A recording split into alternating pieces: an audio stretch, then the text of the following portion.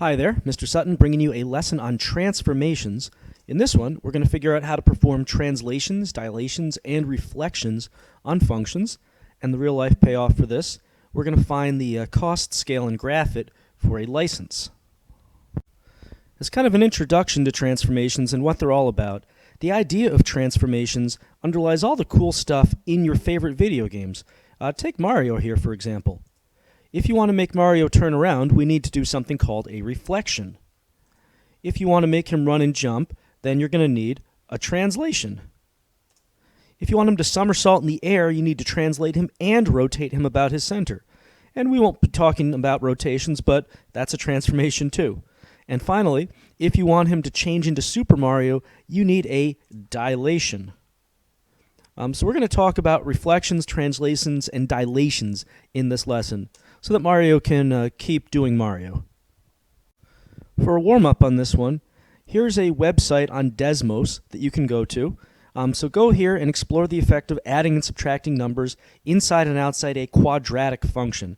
And then fill in the blanks down here with the behavior phrase from the word bank on your worksheet. So we'll go to the website now. And you can do this on your own, or you can watch me, or both. So here is the number inside that parentheses, that squared parentheses, inside the function. So if I start increasing the value of that number, what's happening to my parabola? Well, it looks like it's moving to the left. As I decrease that number, as I start subtracting numbers inside there, well, that's interesting. Now it's moving to the right. So increasing makes it go left, decreasing makes it go right. Sweet. How about if we add a number outside the parentheses that's being squared? Well, as that number gets bigger, what's happening to my parabola? Looks like it's moving up. As the number gets smaller, well, now my parabola is moving down. So bigger makes it go up, smaller makes it go down. So in general, the idea of what's happening here is we are shifting in a certain direction when we add or subtract numbers on a function. If you add something inside, you are shifting the function to the left. Subtracting inside, or at least decreasing the number that's being added inside, then we're shifting it to the right, which is kind of counterintuitive, right? We would think that, adding would make things go further to the right, because adding is always like a positive sort of operation, but it has the opposite effect inside. Now, adding outside, that makes it shift up, which is about what we would expect. And subtracting outside, we're shifting down, which is kind of what we would expect. So this general idea now of shifting a function without changing anything else, this is called a translation. This is when you're shifting by adding or subtracting a number to either the x values or the y values. Here's another exploration for you guys to do. Go to this other Desmos website, so here's the new page, and explore the effect of multiplying a number inside and outside a sine function. Then fill in the blanks. So things to try multiplying by a number bigger than 1 inside, a number between 0 and 1 inside, so don't do any negative numbers yet, and try doing the same thing on the outside, bigger than 1 and between 0 and 1. And here's the website that you hopefully made it to. So you can follow along here or do it on your own. So the a value, that's the number outside the function. Let's do b first. That's inside. Let's take the inside number first. As we increase the number that's being multiplied by x, let's see what happens. So it looks like this function is being kind of pressed closer and closer together like an accordion. Now as that number gets smaller, it looks like we're stretching the function out. And if we're between 0 and 1, we're stretching it out even more. So increasing the number inside gets everything shrinks horizontally. Decreasing the number, we stretch horizontally. Now let's take a look at the number outside the function. As that number gets bigger, we are stretching vertically. As the number gets smaller, we are shrinking vertically. So summarizing all this, multiplying by a number bigger than 1 outside is going to shrink the function horizontally. Multiplying by a number between 0 and 1 inside is actually going to stretch the function horizontally. Again, this is kind of counterintuitive from what we would expect when you're dealing with this inside stuff. Multiplying by 1 outside, or number bigger than 1 outside, stretches vertically. And then, come on, there we go. And then multiplying by a number between 0 and 1 outside is going to shrink us vertically. Now, in general, this idea of stretching and shrinking a function by multiplying by numbers inside and outside the function, this is called a dilation.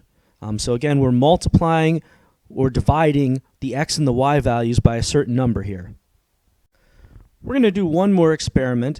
Go to this one last Desmos page, and this time we're going to explore the effect of multiplying by a negative inside and outside a square root function. Now I picked a different function for each of these because each of these functions shows certain features a little bit better than the others, I think. So here's the square root function. Go to this page and try it out on your own or follow along. So first, let's tackle the inside negative. So if I start with this negative and I make it, or if I start with this b value and I make it negative, well, look what happened to my square root. Here's positive, here's negative.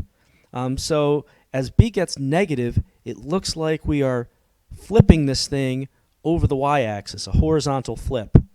Now let's check out if a gets negative. So the number outside gets negative. Well, now we're flipping vertically. So outside negatives flip vertically, inside negatives flip horizontally. So multiplying by negative b inside, that's a horizontal flip. Outside, let's fix that. That is a vertical flip. So in general, this idea of flipping something over one of the axes is called a reflection. So we're flipping a function by negating either the x or the y values, or both.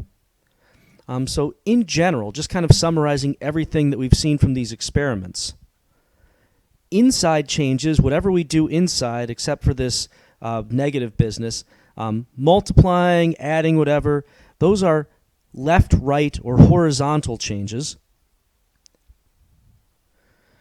And they are the same or opposite, do you think? Well, we've seen that they've been exactly the opposite of what we've expected. So when we were adding numbers inside, it shifted us left. Subtracting shifted us right. Multiplying by numbers inside shrunk us, whereas dividing by numbers stretched us. Now, outside changes, it's kind of the opposite of all this, right? The outside changes moved us up and down, or they stretched us vertically. And they were exactly what we expected. Adding outside shifted us up. Subtracting shifted us down. Multiplying outside stretched us. Dividing outside made us shrink vertically. So this is the basic idea behind transformations. Now we're actually going to apply it and use it to transform some specific graphs in specific ways. The way we're going to transform graphs is by transforming their parent functions, their parent graphs, one point at a time. So we need a couple parent functions to work with. Pause the video and take a minute to complete the table for the absolute value function and the square root function. So just plug these x values in, get the y values, graph it out. All right, let's make sure we're on the same page here. So absolute value of -1 is 1, 0 is still 0, 1 is still 1.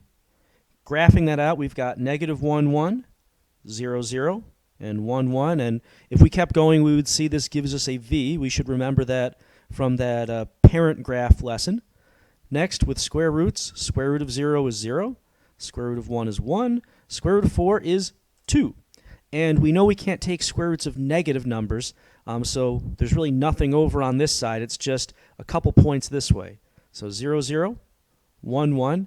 Notice these two graphs actually have 2 points in common, the 0, 0 and the 1, 1. Those are in a lot of graphs, but now this 4, 2 is different. So that's right here. And then we draw our square root function. So all we're going to be doing for the rest of this lesson is taking these 3 points from whichever graph we want and changing them in certain ways and then redrawing them. So let's get to it. So let's say that we're trying to sketch the graph of y equals absolute value of x minus 4, all of that minus 2. First step to doing this is to make a table with 3 points for the parent function. So we have, remember, negative 1, 1, 0, 0, and 1, 1 for the absolute value function. And if you wanted to, you could also draw the parent graph. It's not necessary, though, if you do the table correctly. So next, we're going to make a new table that has the transformation that we want in it. So setting up a new table. Now, what is the transformation that we're doing exactly? What is x minus 4 doing? Well, we remember that subtracting inside the function shifts things to the right. So this is a right shift of 4. And we know that subtracting outside the function shifts things down. So we're shifting down 2. What would I have to do to my x values to shift this thing right by 4? Well, I would have to add 4 to each of these. So I'm just going to write x plus 4 here. So that's telling me what do I need to do to all these original x values. And I'll do the same thing for the y values. If I'm shifting down 2, I want to subtract 2 from all the y values. Now, keep in mind, remember, the left-right stuff is generally opposite from what it looks like is happening, whereas the up-down y stuff is exactly what it looks like is happening. Let's go through now and apply these to each of our coordinates. So I'm just going to go straight down each column so that I'm doing the same thing as often as I can and not flipping back and forth here. So adding 4 to all the x values, we've got negative 1 plus 4 is 3, 0 becomes 4, and then 1 becomes 5. Subtracting 2 from all the y values, that will give me, instead of 1, I've now got negative 1, 0 becomes negative 2, and 1 is negative 1 again. And as a last step, as you might guess, we're just going to put these new points on the graph and connect the dots. So we've got 3, comma, negative 1, 4, comma, negative 2, and 5, comma, negative 1. And since I know what absolute value looks like, I can graph this without doing more points. If you did not know the shape of absolute value, you might accidentally draw a parabola through these, but since I know this is absolute value, I know I need this V shape and not a U shape. Now, a couple more points before we move on to something a little trickier. You might be wondering, well, why couldn't I just draw the original function and then just move things visually on the graph? I mean, why not just move this function, right 4 down 2? Why not move the origin right 4 down 2 and do the same for the other point? You actually could. That is another way of doing these problems. I prefer the table method because the visual method kind of breaks down when you have more than one transformation going on at the same time. But for simple transformations, you could certainly do that if you want to try to save time. It's up to you. The other thing you might be wondering is, well, why don't I just plug in these x values to this function, get 3 new points, and then just graph those 3 points? Well, if you plugged in negative 1, 0, and 1 to this function, you would have gotten this point, and this point, which is on the graph, but I mean that's just giving you kind of a straight line. If you didn't know this was absolute value, you might just draw a straight line through that. In order to get this nice little V part of the shape, the key features of the shape, you really want to start with the parent function and then transform it like we've done here. So the idea of being able to transform parent functions is huge for real-life applications because there are very few real-life situations in which the parent function is exactly what we need. Here's a situation, for example. Let's say Batman wants to buy a vigilante license so he can bust bad guys without the cops coming after him. The cost of a license, Y, depends on how many years it will last for, X, as determined by the formula below. So the idea here is, hey, I want my vigilante license to last for 20 years. Okay, plug 20 into this function and we'll see how much that'll cost you, Batman, aka Bruce Wayne. Spoiler alert. But now Batman is a big picture kind of guy. We want to sketch this function so Batman can decide if he wants to get one license for a long time or just keep renewing every year. Why is this so important to him? Because I'm Batman. So here we are. Here's the Batman license function. Let's do our parent table to start with, the square root table. So that's 0, 0, 1, 1, and 4, 2. And then let's figure out our transformations. So this 2 outside, remember that's going to stretch us vertically. So we're going to multiply the y values by 2. And then for this inside deal, we kind of did that on the last one where we were shifting left 4. Actually, I think we shifted right 4. This time we're shifting left 4 because we're adding 4 inside. So now we've got a table, and for the x's, I'm going to do x minus 4. And for the y's, well, we're going to do what we said here, multiply the y values by 2. All right, pause the video and take a moment to fill out the rest of this table. All right, let's see if we got the same thing. So I've got negative 4, 1 minus 4 is negative 3, 4 minus 4 is 0. And then I'm going to double each of the y values. So we've got 0, 2, and 4. Graphing each of these now, we've got negative 4, 0, negative 3, 2, and 0, 4. Now here also is where you need to understand where this function is coming from. This is the square root function, which, remember, has an endpoint. So we can't just draw a line through these going forever in both directions. One of these points is the endpoint, but which one? Well, 0, 0 was the endpoint of the original square root function, right? We didn't go to the left of this. Where did 0, 0 go? Well, this is where it's nice to have this table, because we look over here and we say, oh, 0, 0 is now negative 4, 0, this point right here. So we know that the buck stops here, and we have to go forever in the other direction, like so. Here's another transformation problem for you. Pause the video and see how far you can get on this one. All right, so hopefully you figured out that, again, we need to use the square root parent function table here. And let's take a look at our transformations and see what's happening. This is a negative for the first time that we have outside. So that is going to be a reflection. We're multiplying the y values by negative 1, so that's going to be a vertical reflection. We also have this 2 inside. Remember, things are opposite of what they look like inside the function. So instead of multiplying all the x's by 2, we're actually multiplying them by 1 over 2. We're dividing them by 2. So that's going to be a horizontal shrink, multiplying x's by 1/2. And then this 3 outside is exactly what it looks like in the vertical direction. We're adding 3 to all the y values, shifting up 3. So let's make our table now. The only thing that we said we were doing to the y values was multiplying them by 1/2. So this will just be 1/2 x. For the y values, now we're doing 2 things to them. We're multiplying by negative 1, and we're adding 3. Now, does it matter what order we do this in? It sure does. What order should we do it in? If you're not sure, you can always fall back on PEMDAS, because reflections, dilations, and translations happen in PEMDAS order. Since reflections and dilations are multiplication operations, they're going to happen before translations, because those are adding, subtracting operations. Multiply, divide comes before add, subtract. So this negative 1 has to happen to y before the 3 gets added. So you can just write it like that and follow PEMDAS. All right? If you didn't get these, then pause the video and go ahead and finish the table and graph it out. All right, let's see if we got the same stuff. So for the x's, we've got 0. 1 becomes 1/2. 4 becomes 2, half of 4. For the y's, we've got to do 2 things now. Negate the y value and then add 3. So we've got negative 0 plus 3, which is just 3. We have negative 1 plus 3, which is 2. We have negative 2 plus 3, which is 1. Graphing it out, we have 0, 3, 1/2, 2, and 2, 1. And the endpoint 0, 0 became 0, 3. So we're starting up here at 0, 3, and then just going forever in the other direction. Now, again, we said earlier, you could theoretically just draw the original square root function and move these 3 points with all these transformations, but this is a lot to keep track of. The table does have the benefit that it kind of keeps track for you.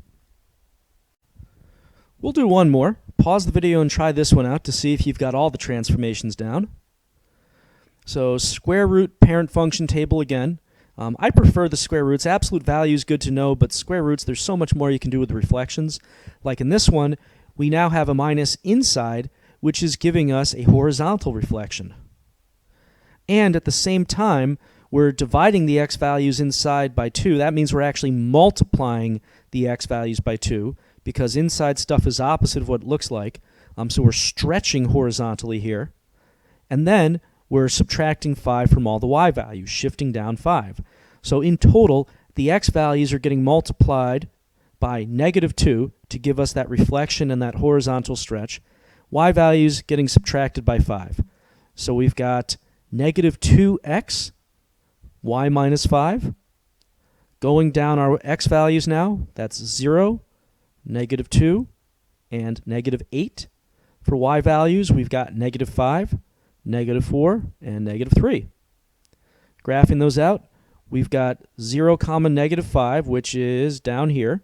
And this is our end point, since this came from our origin, our 0, 0 point. So we're going to start here. And then we've got -2, -4. And we've got, let's see, -8 is all the way over here, and -3. And going that way, we have our transformed square root function. So that is all the transformations on absolute value and square root. Practice, practice, practice is the key on this one. Until next time, this is Mr. Sutton signing off.